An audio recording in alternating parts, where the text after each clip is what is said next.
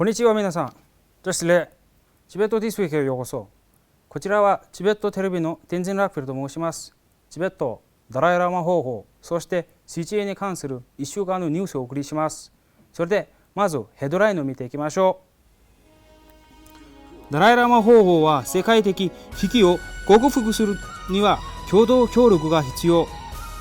ダライラマ方法が和風な環境保護者の司教へ哀悼の意を表明。ペンバーツリン新出席大臣が就任、チベット問題を解決する決心を表しました。米国下院議長、世界国々が亡命チベット政権の新出席大臣に祝賀メッセージ。前亡命チベット政権の内閣が国民に感謝。ダライラマ法王とオンラインで謁見。チベット亡命政権が新しいチベット博物館を立ち上げ、研究者らがチベットにおける中国による70年間人権侵害、文化抹消政策を指摘。スコットチベット議会連盟はチベットにおける気候変動で国際的取り組みを催促。スイス在住チベット人が 1000km のサイクルラリーを行い、国連にチベットへ支援を要請。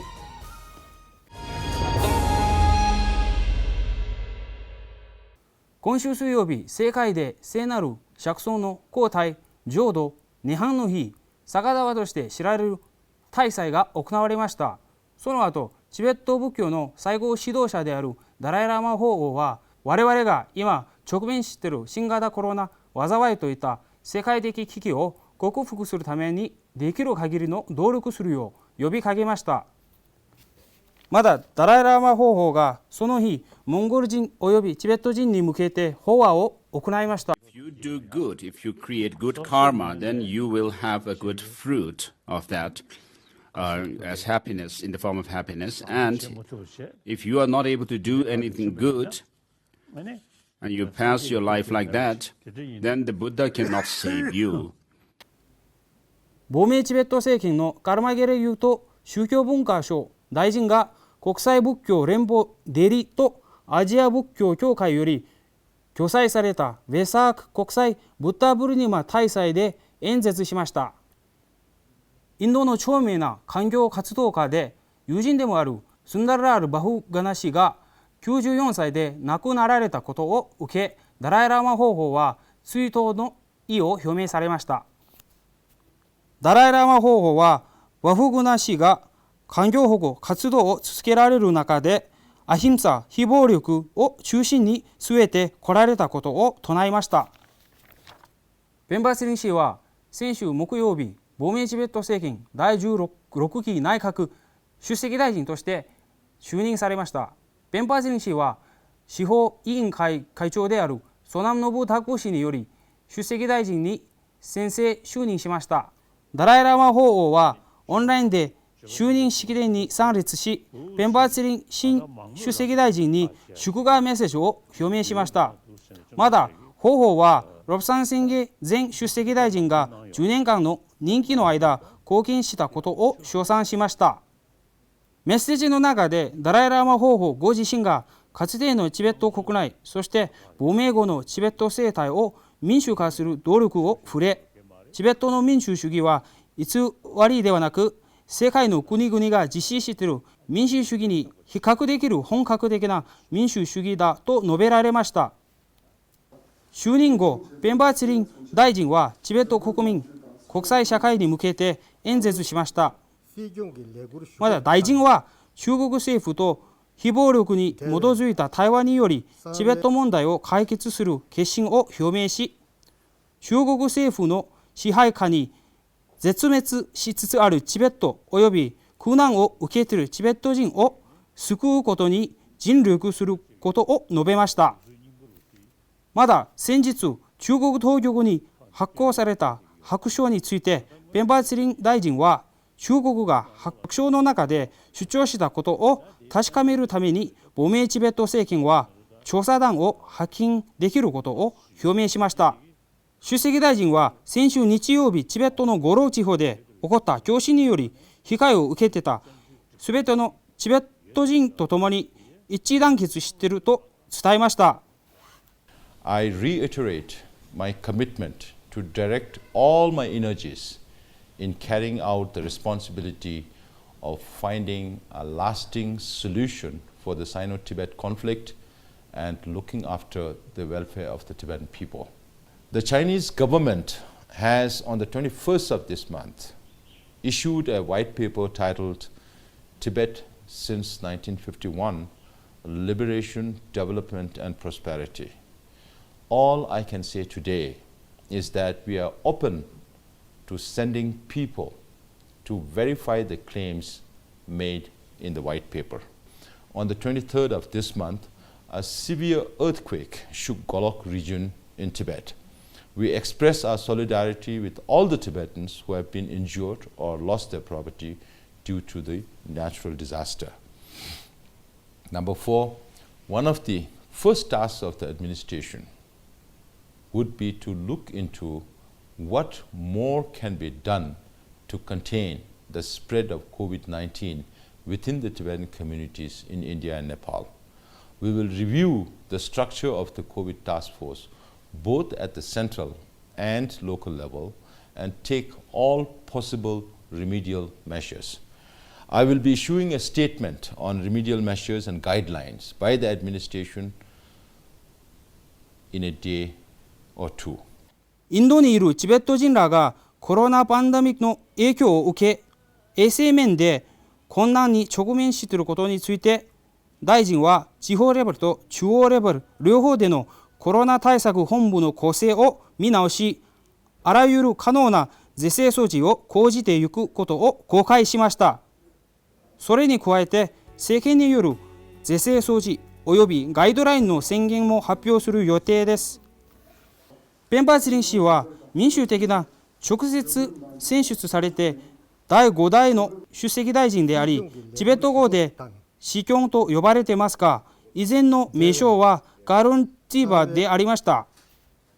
ペンパーツリン氏は2011年ダライラマ法皇が完全に権限移譲して以来、ロプサン宣言大臣を後継する第3代の司教となります。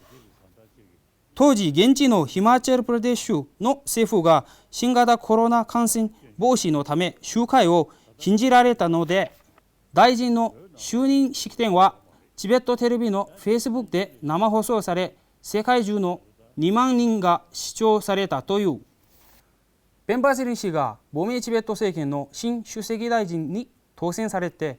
世界中のリーダーらから祝辞のメッセージを送られています。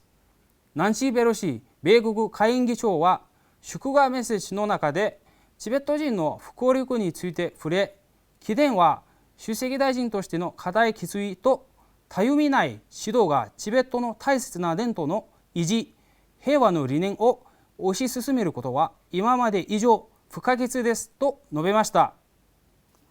チェコ、スロバキア、ベルギー、フランス、チリ、カナダ、米国、そしてバルト諸国を含む国会議員ら及びチベット支持者らがペンパーツリン出席大臣に祝いのメッセージを送り、チベット亡命政権とチベットの大義を支援し続けていく決意を表明しました。オーストラリアチベット国会議員連盟がダライラマ法王の代表であるガルマシンゲ氏と面会し、チベット亡命政権の新主席大臣を歓迎するとともに、チベット人の戦いを支援し続けることを約束しました。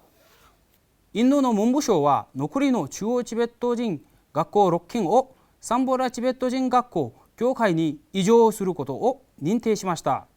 インド政府の決定に伴って中央チベット人学校管理局がこれまで33校の幼稚園、9校の小学校、5校の中学校、5校の高等学校、そして3校の高等専門学校を亡命チベット政権の教育省が管理されているサンボラチベット教育施設に移譲されました。今週火曜日、前出席大臣より亡命政権の本部があるカンジンギ省で新しいチベット博物館を開設されました。ロプサン宣言元大臣はチベット博物館オンライン自主的納税プロジェクトサンボダチベット人学校協会への中央チベット人学校の以上は彼の最優先の政策とみなされていました。中国政府がチベットを開放して70周年記念を宣伝したことに対して、スイス・ジュネーブにある亡命チベット政権の代表事務所が先週金曜日、17か条協定チベットにおける70年間の鎮圧を課題にしたオンラインパネルディスカッションを開催しました。会議で専門家らと研究者らは、中国政府が組織的にチベットで人権侵害、文化と環境壊滅など不法的な政策を執行していることを指摘しました。ドイツ連邦議会人権人道支援委員会は、中国とチベット政府の間17か条協定が署名されたことについて声明発表し、中国が過去70年チベットで徹底的に人権侵害と抑圧を実施したことを強調しました。先週土曜日、スコットチベット議会連盟がスコットのヒマラヤチベット研究学科アバルディン大学による第3局であるチベット鉱柄における気候変動を調査と分化したレポートを発表しました。それに伴い、スコット超党派は英国政府に向けて第3局における気候変動の問題は気候変動会議 COP26 を取り上げるよう訴えています。スイスのウィンタートゥール地域に住むチベット人のツェリン・ワンドゥイさんは、先週金曜日、国連人権高等弁務官に向けてチベットに関する制限を持ってジュネーブの国連本部の前でソロサイクルラリーを終了しました。悪天候に負けず、ほぼ 1000km のソロサイクルラリーを行っていたツェリン・ワンドゥイさんは、中国がチベットに対し70年間の抑圧を国際社会に伝え、中国が人権侵害したことの説明責任を求めることは活動の目標にしていました。今週のニュースはここまでです。ご視聴いただきましてどうもありがとうございました。